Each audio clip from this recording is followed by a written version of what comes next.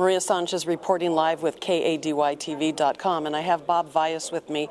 Bob is the board chair or president? Both president of the Oxnard Union High School District. I've been president 4 times during my tenure here. Wow. 16 years as board of trustee of the district. And Bob, you're obviously here because of the press conference and because of the information that's being disseminated now to the community, which is why KADYTV.com is here. Can you share with our viewers your perspective on what was shared this morning? Well, the main thing is that we want to keep the community informed. I think it's an important issue. It's been in the newspapers several times, and members of the community are anxious to find out where the program states.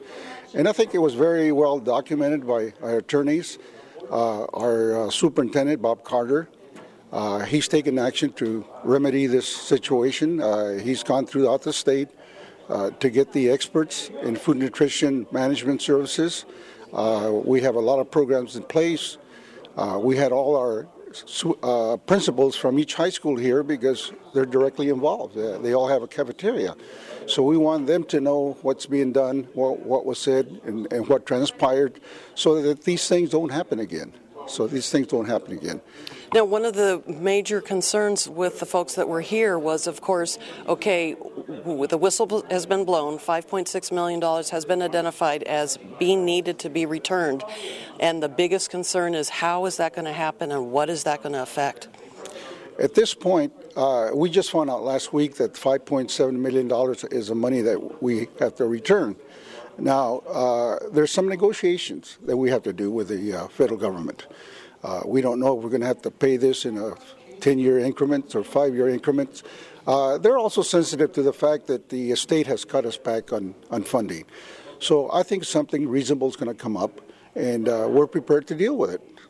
Well, and it was mentioned today, too, that there are 2 insurance policies that may have benefits of $1 million that they're looking into being able to avail themselves of those proceeds, because obviously that would help. Yes, we've been exploring that now for the last several months, and that will happen. We spend thousands of dollars every year to have our books audited by private law auditors. And for them not to see this, we were very, very disappointed. So I don't know how much we'll be able to recapture, but we're pursuing that avenue. Well, thank you for taking the time to visit with us. Bob Valles. Valles. Excuse me. I'm infamous for mispronouncing people's names. Valles, Bob Valles. You'll never forget. Okay, take care. We appreciate it. Maria Sanchez reporting live for KADYTV.com.